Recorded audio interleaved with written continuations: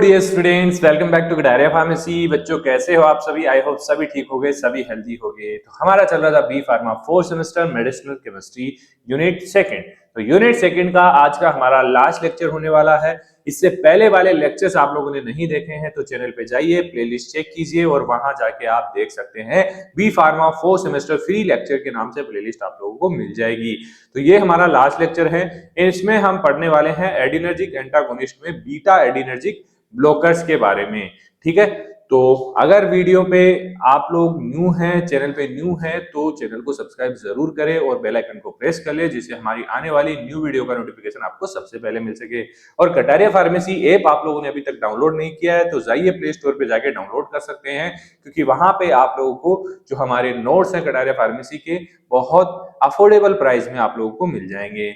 तो चलिए बिना देरी के स्टार्ट करते हैं, इस लेक्चर को भी हम खत्म करते हैं। तो वीडियो में एंड तक जरूर बने रहना, जिससे आप लोगों को ये टॉपिक भी अच्छे से समझ में आ जाए। चलिए स्टार्ट करते हैं। तो पिछले लेक्चर में हमने देखा था अल्फा एडिनर्जिक ब्लॉकर, आज हम देखने वाले हैं बीटा एडिनर्जिक ब्लॉकर। क्या डिफरेंस है? अल्फा बीटा दोनों ही हमारे एडिनर्जिक रिसेप्टर्स हैं। तो जो भी एंटागोनिस्ट है अल्फा पे काम करेगा हम उसको अल्फा एडिनर्जिक ब्लॉकर बोलेंगे, और जो बीटा पे काम करेगा हम उसको बीटा एडिनर्जिक ब्लॉकर बोलेंगे। तो दोनों अलग अलग हम आप लोगों को पढ़ा रहे हैं, तो कंफ्यूज होने की जरूरत नहीं है। तो इनको हम एक और नाम से बोल सकते हैं, बीटा सिम्फेथोलाइटिक एजेंट। सिम्फेथोलाइटिक मतलब एडिनर्जिक एंटागोनिस्ट होते हैं, सिम्फेथोमाइमेटिक मतलब एडिनर्जिक एगोनिस्ट होते हैं। ये चीज मैंने स्टार्टिंग में ही आपका कॉन्सेप्ट क्लियर किया था, तो जो बच्चे स्टार्टिंग के लेक्चर्स देखे होंगे उनको ये चीजें पता होगी। बात करें क्या होता है बीटा एडिनर्जिक ब्लॉकर, तो बीटा एडिनर्जिक ब्लॉकर ऐसे ड्रग्स होते हैं जो ओनली बीटा रिसेप्टर पे काम करेंगे, बीटा रिसेप्टर को ब्लॉक करेंगे। तो जो भी बीटा रिसेप्टर के एक्शंस थे उनका अपोजिट एक्शन हमें देखने को मिलेगा। तो देखिए क्या है, beta adrenergic blocker are drug that competitively block beta adrenergic receptor. Beta adrenergic कौन कौन से हैं? बीटा 1 और बीटा 2, इसके अलावा बीटा 3 भी आता है। ठीक है, and there will reduce the effect of adrenaline and noradrenaline. अब एड्रेनालिन नॉर एड्रेनालिन का जो इफेक्ट आ रहा था बीटा रिसेप्टर्स पे, वो इफेक्ट यहाँ पे अपोजिट हो जाएगा या फिर कम हो जाएगा। ठीक है, तो mainly on heart and blood vessels. अब हमारा जो B1 B2 है ये ब्लड वेसल्स और हार्ट पे बेसिकली प्रेजेंट है, तो जो भी एक्शन थे यहाँ पे कम हो जाएंगे इसके एड्रेनालिन और नॉर एड्रेनालिन के। ठीक है, तो बीटा एडिनर्जिक ब्लॉकर वे औषधियां हैं, दवाइयां हैं जो बीटा 1 और बीटा 2 रिसेप्टर्स को प्रतिस्पर्धात्मक रूप से अवरुद्ध करती हैं, ब्लॉक करती हैं, जिसे एड्रेनालिन और नॉर एड्रेनालिन के प्रभाव कम हो जाते हैं, विशेष रूप पे हृदय पे, ठीक है, हार्ट पे, ब्लड वेसल्स पे। तो they slow down the heart and reduce blood pressure. ये भी हार्ट रेट को कम करेंगे और ब्लड प्रेशर को कम करेंगे, जैसे हमारे अल्फा ब्लॉकर्स कर रहे थे, तो वैसे ही बीटा ब्लॉकर भी करेंगे। बात करते हैं क्लासिफिकेशन ऑफ बीटा ब्लॉकर, कौन कौन सी ड्रग्स हैं जो हमारे सिलेबस में दी हुई हैं। Non selective beta blocker, non selective मतलब बीटा 1 पे भी काम कर सकता है, बीटा 2 पे भी काम कर सकता है। कौन सा है? प्रोपेनोलोल, स्टार मार्क ड्रग है, तो सिंथेसिस भी हमें इसका पढ़ना पड़ेगा, लेकिन सिंथेसिस हम आप लोगों के लिए सेपरेटली लेके आएंगे। एक एक ड्रग के लिए एक एक सिंथेसिस, एक एक वीडियो आप लोगों को देखने को मिलने वाला है।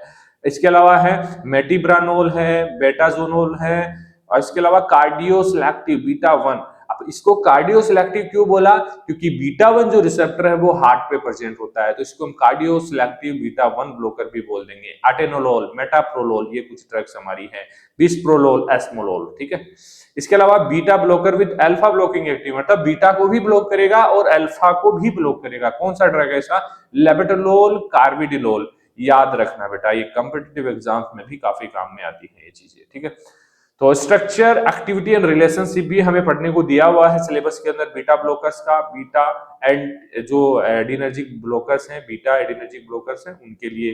तो जनरल स्ट्रक्चर बेसिकली इसके अंदर most beta blocker are aryloxypropanolamine. ठीक है, एराइलोक्सी प्रोपेनोलेमिन क्या रिंग होती है? मेन कॉमन रिंग जो होती है बीटा ब्लॉकर के अंदर एराइलोक्सी प्रोपेनोलो एमिन्स होती है। प्रोपेनोल लास्ट में लगा हुआ होता है, ओलोल ओलोल सभी ड्रग्स के अंदर। तो एरोमेटिक जो रिंग होती है यहां पे दिख रही होगी आपको, OCH2 CHOH CH2 NH और R यहाँ पे हमारा एल्किल ग्रुप जुड़ा हुआ होगा, इस साइड हमारा एरोमेटिक रिंग जुड़ा हुआ होगा। ठीक है, लगभग स्ट्रक्चर के अंदर यही चीज आप लोगों को कॉमनली देखने को मिलने वाली है।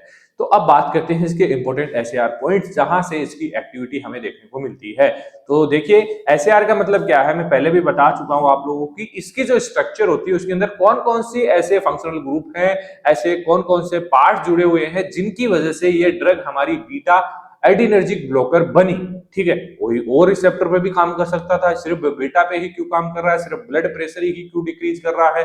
तो ये इसकी स्ट्रक्चर की खासियत होती है और इसकी स्टडी को हम बोलते हैं स्ट्रक्चरल एक्टिविटी रिलेशनशिप। तो सबसे पहले एरोमेटिक रिंग इसके अंदर प्रेजेंट होती है। ठीक है, एरोमेटिक और हेटेरो एरोमेटिक रिंग बहुत जरूरी है। Naphthalene ring non selective beta blockers के अंदर प्रेजेंट होती है। एग्जाम्पल जैसे प्रोपेनोलोल के अंदर एरोमेटिक रिंग होगी। ठीक है, ये जरूरी है इसके एक्शन के लिए। नैफ्थलीन नॉन सिलेक्टिव के अंदर होगी। ठीक है, ईथर लिंक ग्रुप जुड़ा हुआ होगा O। ठीक है, CHOCH। ठीक है, एरोमेटिक रिंग और साइड चेन को जोड़ने का काम ये करता है। प्रॉपर रिसेप्टर बाइंडिंग के लिए बहुत जरूरी है कि बीटा रिसेप्टर पे अच्छे से हमारी ड्रग बाइंड हो, तो ये ईथर लिंकेज बॉन्ड प्रेजेंट होना चाहिए। साइड चेन प्रोपेनोलेमिन के साइड चेन में 3 कार्बन चेन और बीटा OH जरूरी है। बीटा पोजीशन पे OH ग्रुप का होना बहुत ही जरूरी है। BOH बीटा रिसेप्टर एफिनिटी बढ़ जाती है, मतलब कि अगर बीटा पोजीशन पे OH जुड़ा हुआ है तो ये चांस है 100% कि ये बीटा रिसेप्टर पे जाके बाइंड होगी। एमीन ग्रुप का सब्स्टिट्यूशन होना चाहिए, बल्कि एल्काइल ग्रुप आइसोप्रोपाइल या ट्राइब्यूटाइल बीटा रिसेप्टर सिलेक्टिविटी, तभी जाके वो ड्रग बीटा रिसेप्टर पे काम करेगी कि एमीन का सब्स्टिट्यूशन होना चाहिए। ठीक है, para substitution on aromatic ring basically beta 1 selectivity को इंक्रीज करता है। पैरा पोजीशन पे सब्स्टिट्यूशन होता है एरोमेटिक रिंग का तो बीटा सिलेक्टिविटी बढ़ेगी, बीटा 2 ब्लॉकेज की सिलेक्टिविटी कम होगी। एग्जांपल है एटेनोलोल, मेटाप्रोलोल। ठीक है, पैरा प्रॉपर हार्ट सिलेक्टिविटी यहाँ पे आपको मिलने वाली है क्योंकि beta 1 basically cardio selective receptor होता है। ठीक है, ऑप्टिकल आइसोमेरिज्म जिसमें एस आइसोमर मोर पोटेंट है और आर आइसोमर है तो लेस एक्टिव होगा। तो बेसिकली जो ड्रग्स है हमारी उनका एस आइसोमर होना चाहिए। आइसोमर्स भी हम अगर सिलेबस में आया तो पढ़ेंगे बहुत डिटेल में, अभी इतना ही आप लोगों को याद रखना है। ठीक है, इंडिविजुअल बीटा ब्लॉकर। अब हम बात कर लेते हैं जो ड्रग्स हमारे सिलेबस में दी हुई है उनके बारे में। तो फर्स्ट जो ड्रग है हमारी है propranolol. Propranolol star mark drug है, तो इसका सिंथेसिस याद करना ना भूले, सिंथेसिस के लेक्चर्स जल्द ही आने वाले हैं। तो कटारिया फार्मेसी चैनल को सब्सक्राइब जरूर कर ले, क्योंकि भाई मिस हो गया चैनल तो फिर दिक्कत आ जाएगी। टाइप्स की बात करें, नॉन सिलेक्टिव बीटा 1 बीटा 2 दोनों पे ही काम करता है। स्ट्रक्चरल फीचर नैफ्थलीन रिंग इसके अंदर प्रेजेंट होती है जो इसकी एक्टिविटी को बढ़ाती है।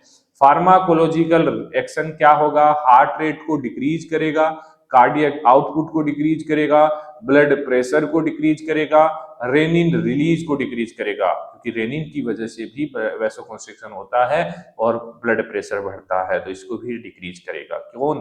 प्रोपेनोलोल। ये स्ट्रक्चर आप लोगों को दिख रही होगी, यहाँ पे नैफ्थलीन रिंग भी जुड़ा हुआ होता है एरोमेटिक रिंग के रूप में। ठीक है, और ईथर लिंकेज बॉन्ड से ये जुड़ा हुआ होता है। बीटा पोजीशन पे OH ग्रुप जुड़ा हुआ है जो इसकी एक्टिविटी को और बढ़ा देता है। यूजेज की बात करें तो हाइपरटेंशन में यूज करेंगे, एंजाइना पैक्टोरिस में यूज करेंगे, अरिथीमिया में यूज करेंगे, माइग्रेन प्रोफाइलैक्सिस में यूज करेंगे, थायरोटॉक्सिकोसिस में यूज करेंगे। क्या एडवर्स इफेक्ट हो सकता है भाई? ब्रोंकोकंस्ट्रिक्शन हो सकता है, ब्रेडिकार्डिया कोज कर सकता है और फैटिक हो सकता है। अब ब्रेडिकार्डिया क्या होता है?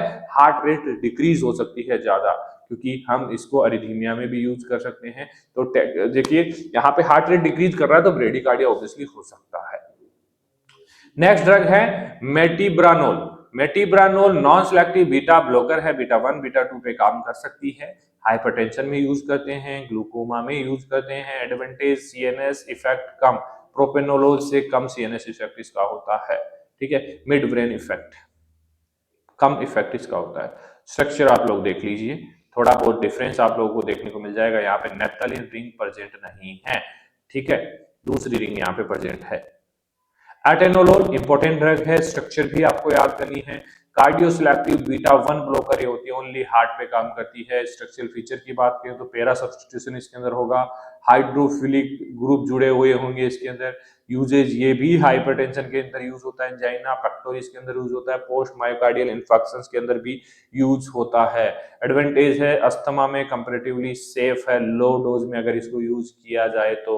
ये इसकी स्ट्रक्चर है, ठीक है। पैरा सब्स्टिट्यूशन है और हाइड्रोफिलिक ये होती है, ठीक है drug. Betaxolol, betaxolol non selective beta blocker है। यूजेज इसका भी ग्लूकोमा के अंदर होता है टॉपिकली, और हाइपरटेंशन में तो लगभग बीटा ब्लॉकर का यूज होगा ही, ठीक है। ये इसकी स्ट्रक्चर यहाँ पे दे रखी है।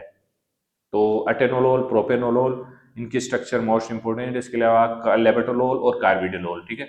बिस्प्रोलोल हाईली सिलेक्टिव बीटा 1 ब्लॉकर है, use in hypertension, chronic heart failure. Advantage की बात करें तो बीटा 1 सिलेक्टिविटी इसकी होती है, हार्ट कार्डियो सिलेक्टिव ड्रग होती है, गुड टॉलरेबिलिटी होती है। और बेटा वीडियो के एंड में मैं आप लोगों को बताऊंगा कि आप लोगों को इन ड्रग्स को कैसे याद करना है, कैसे पढ़ना है, क्योंकि वो मोस्ट इंपोर्टेंट होने वाला है मेडिसिनल केमिस्ट्री के अंदर। ये इसकी स्ट्रक्चर यहाँ पे दे रखी है।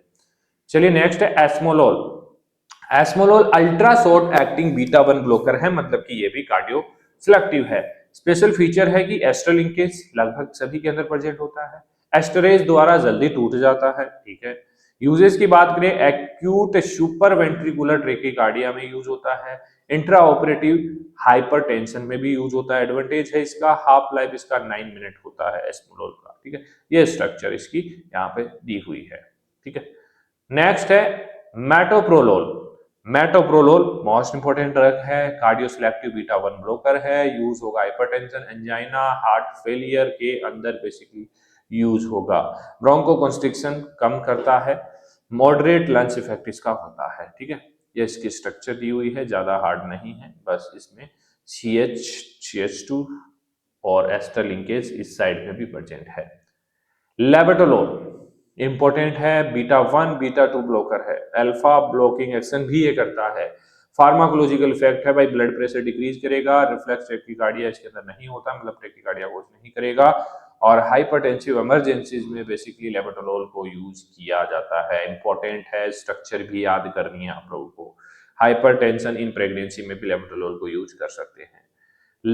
कार्बिडिलोल ये भी इंपॉर्टेंट है, ये भी नॉन सिलेक्टिव बीटा ब्लॉकर है, बीटा 1 बीटा 2 अल्फा 1 पे काम करेगा, एंटीऑक्सीडेंट के रूप में यूज करते हैं।